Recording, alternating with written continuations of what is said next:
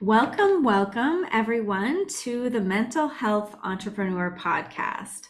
I'm your host, Rachel Harrison, and here to talk about innovations in wellness is Lohelani, and she is the Director of Cultural Education at Kaʻehu in Maui, Hawaii. Welcome, Lohe. It's great to have you. Oh, thank you for having me. So let's dive into your organization, Kaʻehu, and what it is that you do and maybe some of the mission of that. Can you tell me a little bit Yeah, about that? yeah. So Kaʻehu, we are on Maui. We are in the Wailuku and Waiʻehu ahupua'a. Ahupua'as are a type of land division on the islands where it's the ridges. So we are Mm, actually it's 64 acres of coastal wetlands, so it's massive. And we are half in one area and half in another. And our okay. mission at Kaʻehu was it started out primarily conservation and land stewardship. And then as we began doing programming, we started asking our community members around, like, what would you want to see here in this area that's readily accessible to you guys? And they wanted more programming offered to them. They wanted more workshops specifically for kids. So Mm, kids had accessible place to go during times where school wasn't ongoing. And mm-hmm. so we pivoted and we started doing more programming stuff after school and summer programs. We worked a lot with MPD, the Maui Police Department, and we facilitated some of their programs on our property. Sorry. You're good. Oh my God. Bless you. Oh, excuse me. Yes. Yeah. All So we good. worked with MPD, Maui Police Department, and we facilitated a lot of their programs. And they would come onto our property and we would do stuff with families together. One specifically was called the Kalo program, where they would have families who, and these were court ordered, mandated dates, they would have to come and do these activities. And it was a way to get makua or parent and keiki kid to connect. Mm, So we would do activities that would help them kind of foster a parent-child relationship. So a lot of like partnership activities where you need two people to complete it. okay. And we would start facilitating those on our property.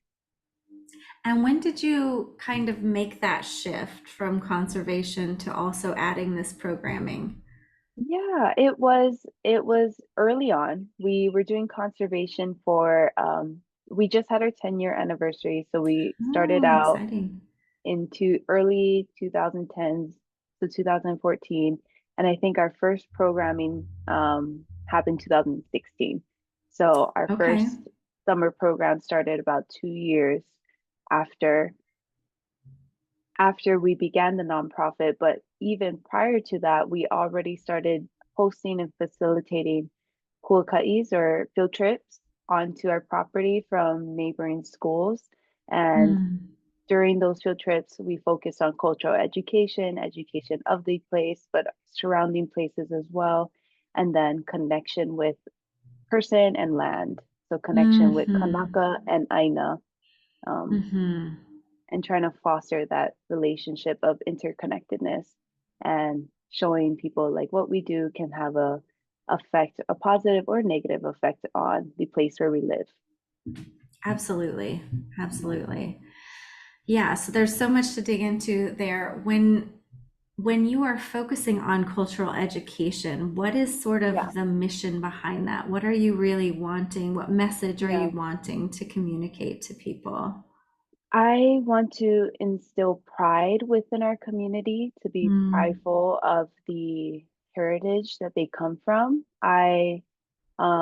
So if you're from Hawaii, um, there is a lot of intergenerational trauma mm, associated with our language, with practicing our culture due to if you're not familiar, it was actually banned to speak our language up until like maybe 150 years ago. It was illegal within schools and professional places to speak Hawaiian.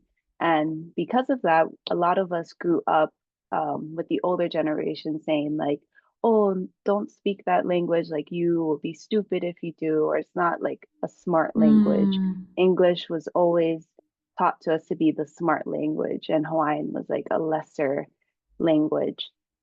And just because of years of instilling that type of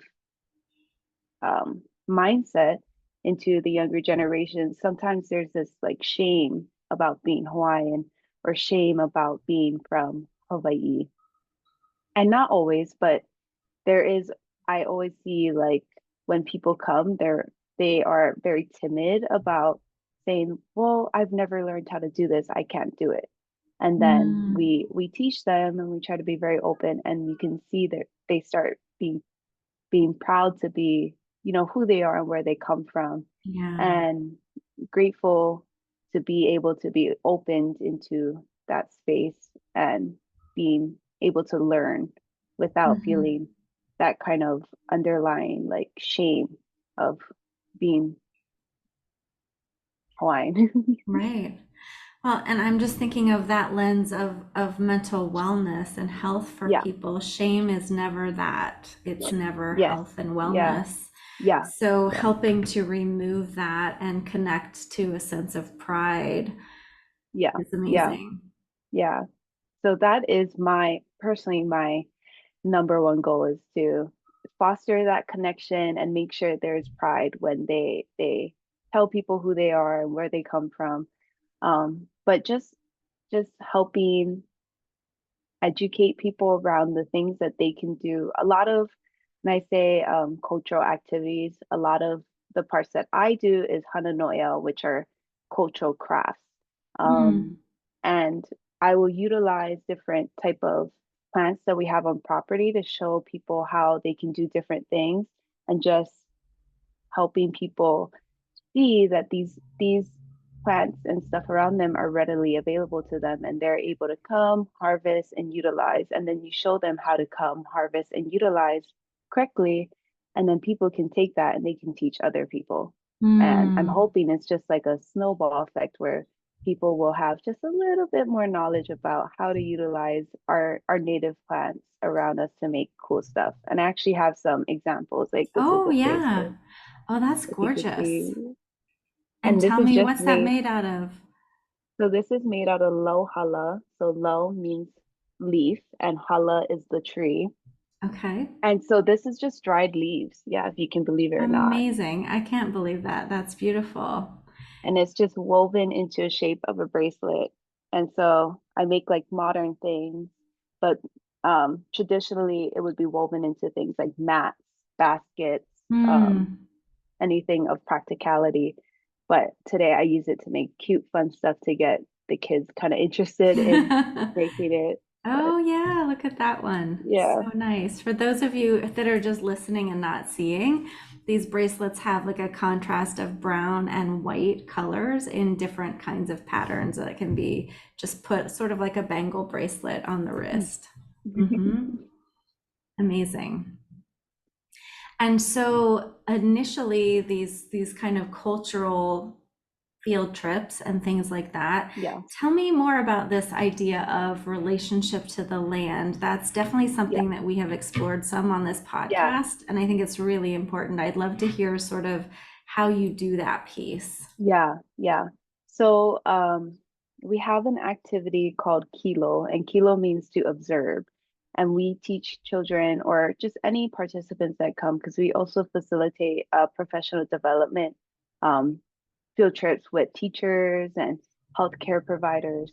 So one of our activities is called Kilo, where we show them how to observe within three categories. So Hmm. we have our first category is Papa Hulilani, which is anything in the natural environment above you. You have Papa Huli Honua, that is anything in the natural environment around you. And then you have Papa Hanaumoku, which is anything that can reproduce, excluding people.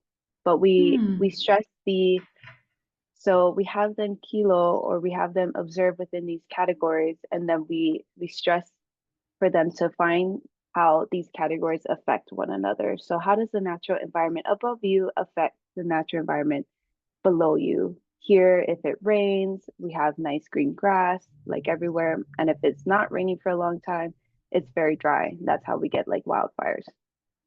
And then we stress, how does both those connect to everything that can reproduce? How does all of this connect to how many animals we have, what type of food supply we have? And then we focus mainly on people and how our what we do and what we provide within our area can affect the place that we live. So Mm.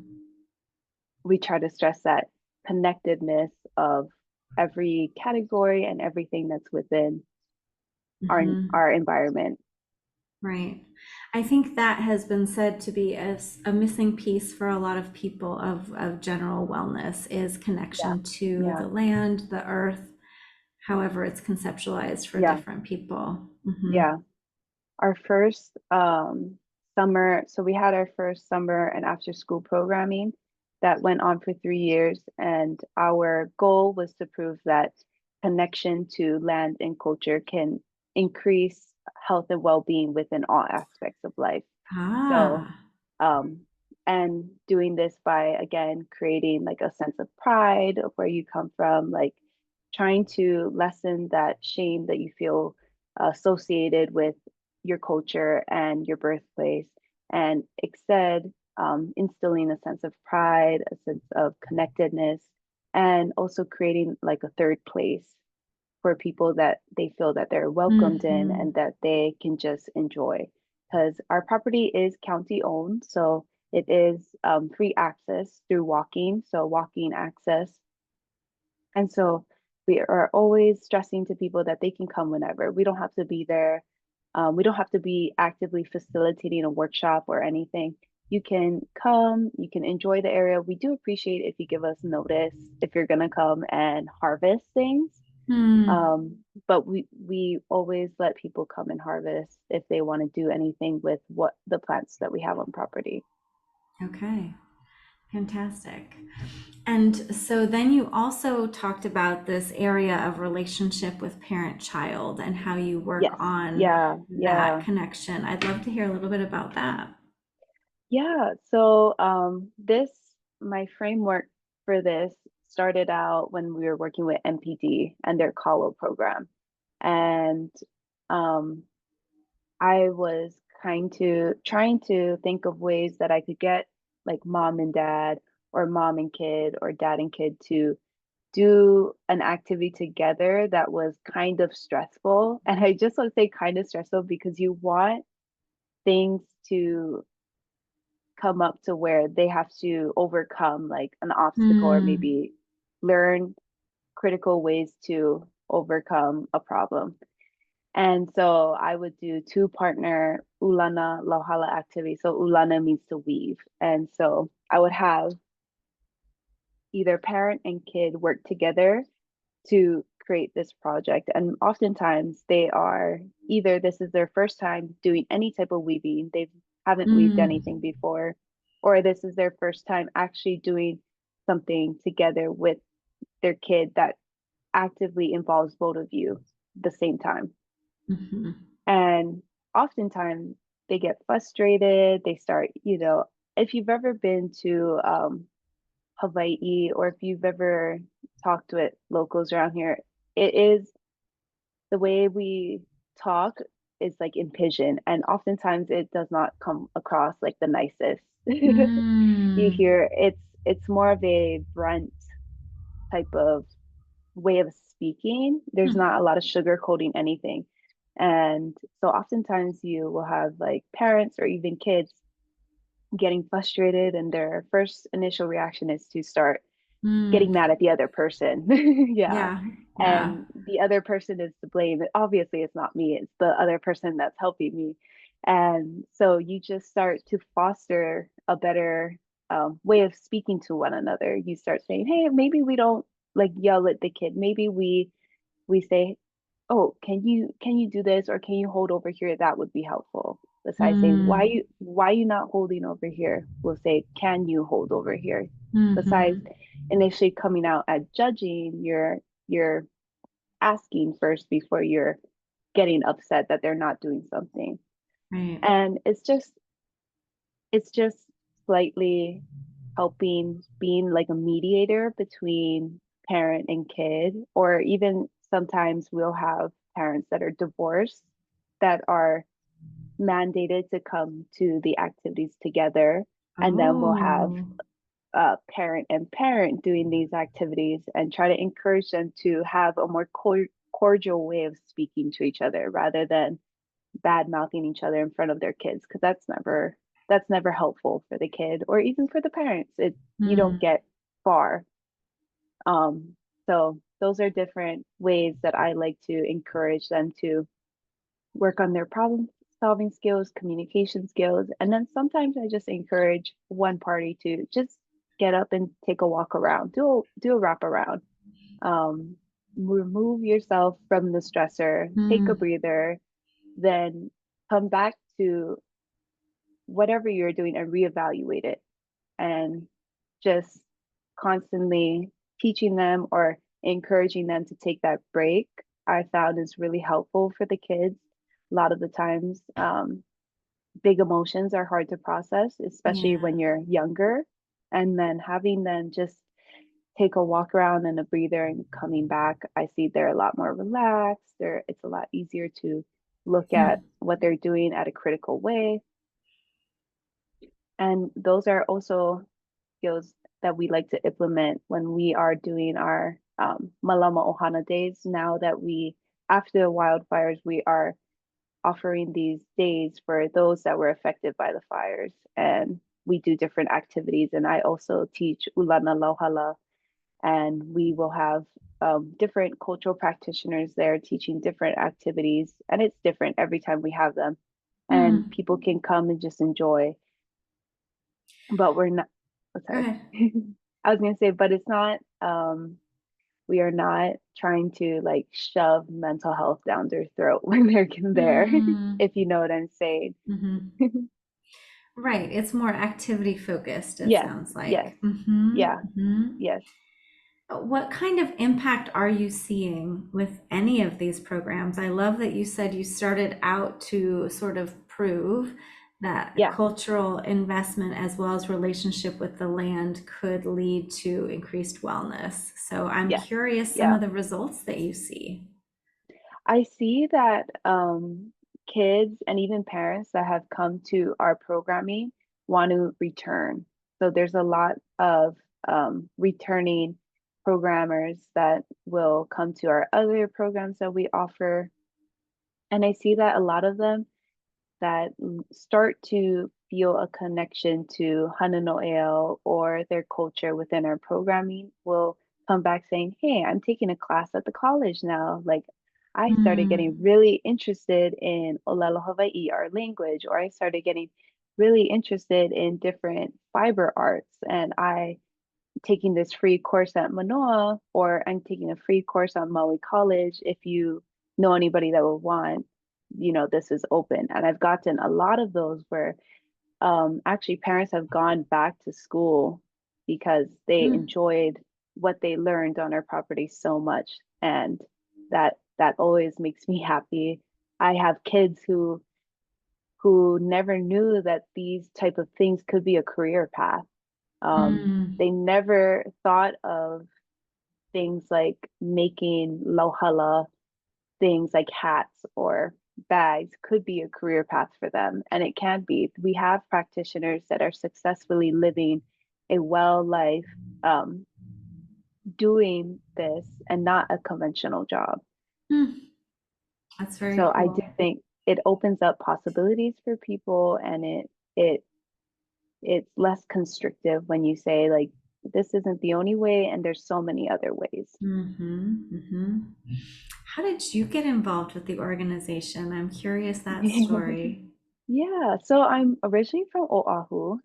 It's another island, so Hmm. it's a little further from Maui.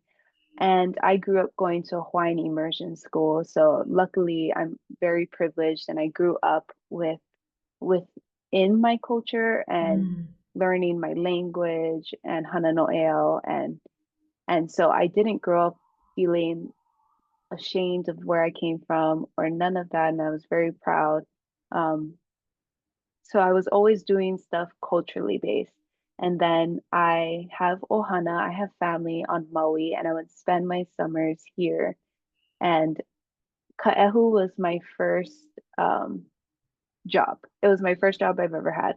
And Hmm. I actually started out as a landscaper Okay. because we were doing conservation.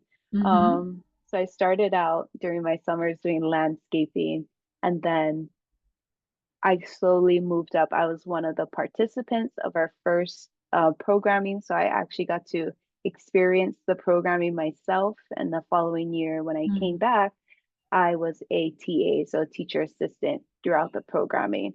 And then in 2020, I moved to Maui during the pandemic, and I was looking for Ah, a job, and they were hiring. So I applied, and I started working there full time during that time. So on and off awesome. since 2016, but um, like in one span since 2020 till now. That's a lot of great connection. Yeah. Yeah. So, as an organization, what else are you hoping to do? Do you have any kind of projects or ideas on the horizon? We are hoping to expand. I am the director of cultural education, so a lot of my job um, duties is around surrounded by education. Hmm. And what I would like to do is expand more to the schools. It is a barrier for a lot of schools here on Maui to be able to bring their classes to our site. Mm. It is really expensive to get buses to take kids down, and a lot of the times these school districts don't have a lot of funding for field trips. They have maybe enough for one a year. Hmm. And so we are working on a different program where we can actually go to different schools and then show them how to utilize plants or stuff on their property. Ah, So yeah. yeah, so it's a lot less, it's more cost effective for the school, and then it's a lot less hassle when we are able to just bring the knowledge to them. And that is something I we have played around with. I've done that recently at Lahaina High School. There was a huge day where they brought practitioners in to have something fun for the kids during the 1 year anniversary of the fire. They Ah, brought people over to just so the kids kind of get their mind off of it, is what I think. It was so they had something fun to do throughout the day rather than going to classes and mhm. sitting through lectures. And I really enjoyed it. It was nice to just go there, do the activity with them, and then leave. Um, and so I want to do that in other schools. And then we will also want to expand to the other islands. Since Mm. I am from Oahu and I have family there, I'm there often. And when we go to different type of conventions or education conventions, I always have a lot of people from other islands asking like, "Oh, could you do that at my school or could you do that at my workplace?" And I'm always like, "Yes, yes, I can." But then I'm like, I have to think about I'm just so like, "Yes, yes, I can. I'll make it happen." Logistically, we have to think a little more before I agree to do everything. Yeah, definitely. No doubt about that. There's only one of Yeah. you. Yeah. Yeah. That's fantastic. I love the creativity. I love the ways you have kind of grown and tried to expand your offerings, looking so much at these different relationships with culture and land, and then with each other, like within families. All of those Yeah. relational Yeah. pieces are pretty beautiful. I'm curious if we're about out of time, if you have anything that you would like to leave with our listeners, maybe something that helps you when you are wanting some of that creativity or getting Yeah. discouraged with something. Is there any thought that you would just like to leave people with? Yeah. So in Hawaiian, we say this proverb, and it's called Waiho Kahilahila Makahale, which translate to leave your shame at your house. So it Mm, it basically is telling people when you leave your house, don't be shamed. Just be open to learning. And I think education is the the biggest riches that we can have in our life, and it is access to knowledge. So I leave you with the saying, "Waiho kahila hila makahale," no be shame. Just go out, just have an open mind, open heart, and you will receive something in return. Amazing. Well, Lohe, thank you so much for being here and to share everything that Kaʻehu is doing. All of the information for our listeners will be in the show notes if you want to figure out how to connect or get involved with what they're doing. So I really appreciate your time. You've taught us some great things today. Oh, thank you so much for having me.